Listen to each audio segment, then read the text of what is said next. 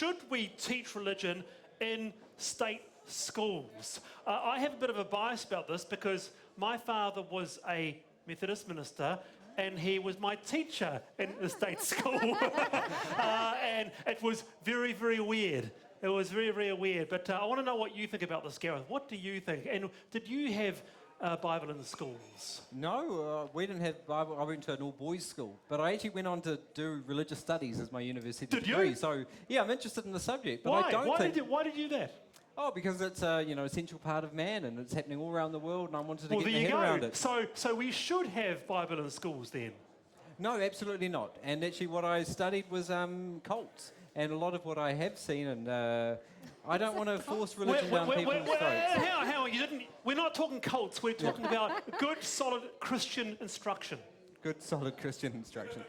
Hey, look, I think maybe the What Bible... are you laughing about, Damien? Good, solid Christian instruction.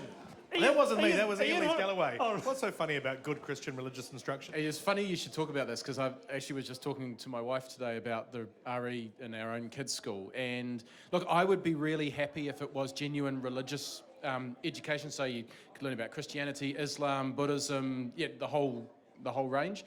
But the more I see of it, the more I'm concerned that it's sort of evangelical Christian fundamentalist sort of indoctrinating the kids, and it's starting to bother me, to be honest. All right, okay, thank you, Wallace. All right, what about you, Sarah? Do you think it's indoctrination, or do you think we need good, solid Christian instruction? Well, look, I'm happy with it as a mother as long as it is just taught on a neutral basis. I mean, knowledge is power, so I don't have a problem with it as long as it is neutral. And did you have Bible in schools? Oh, gosh, I think I went to Sunday school, actually. Yeah, I did. I went to Sunday school, so I travelled down the road. How can it be neutral? What do you mean by neutral?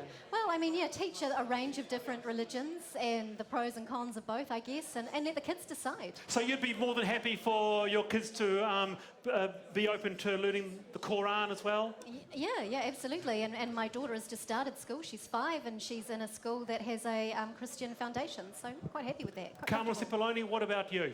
Yeah, my son spent a few years at a Catholic school, but that was my choice, so I think parents should have a choice. I think in most instances... And Bible in state schools? In most instances in state schools where it's taught, it is taught as an option and it works okay, but there are some instances clearly that we've seen recently where it hasn't been working okay and they haven't been given an opportunity to opt out. So maybe it is something we need to look at in the Education Act. Is it such a big deal, Peter? I mean, it's an hour a week or an hour a month or whatever it is, a bit of instruction about the Bible as a foundation of our Western nation, perhaps? Or... That may have been true many years ago, but I think it's changed now. The Education Act, if you go way back to 1877 when it was passed, said compulsory, free and secular.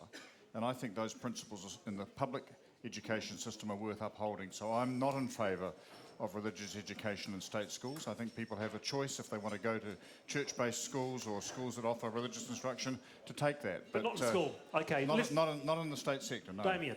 Yeah, look, I'm with James Nakise. Hello, James. Hey, bro, how's it going? I'm good, thank you, bro. Now, we both grew up in the Hutt Valley. I didn't have any religious education at my school, but like you, I was really thankful for the Catholic girls' school down the road. Did you have religious instruction when you went to school? From the Catholic schoolgirls down the road? No, nothing like no. So, I went to St. Bernard's College out in Lower Hutt, the Dog Pound, as it was called back then, and we grew up with that strangeness of being Lower Hutt's a pretty circular city, but we got a lot of Catholicism thrown at us. Yep. Okay. And would you, if you had children these days that you know of, would you send them to would you give them religious instruction? That's the problem, isn't it? Like, I grew up in the church as well, but teaching prayer modernly? How do you teach modern prayer, especially not like, dear Lord, please let Kanye not screw up Glastonbury? Like, how does that? I guess I don't know. Very food for thought. Wallace, back to you. I'm not quite sure where to go on that one. Just back. Did Kanye screw up Glastonbury? Did he? I think it depends who you talk to. He covered Queen. I mean, just get that image in your head. Wallace, Kanye West covered Queen. A bad sort of karaoke version as well. I got it. All right, very good. Around the panel then, should schools start the day with a prayer? Peter Dunn. Well, I think in the state sector, no, because of the diversity and because of, as I say, the secular nature of the system. In religious-based schools, entirely different question. Carmel? Religious-based schools, yes, and then I guess you have to think of the cultural context as well. If it's a karakia, if there's some spiritual element, maybe it's not about religion as such, it's not about Christianity, it could be just a spiritual incantation. Starting or the something of some morning sort. with a prayer. Sarah. Actually, I don't know. I think that the Board of Trustees need to take the information, reflect the views of the community. I mean, you know. Finally, Gareth. I agree with Peter, not in state schools, but I think we can't really talk in Parliament because we still have an Anglican outdated prayer. Yeah. What about that? We need to look at ourselves, clean up What our own about that? house. That's an interesting point because that's by the consent of MPs because the Speaker has surveyed MPs on a regular basis about whether they want the prayer to change or not, and the overwhelming majority say no.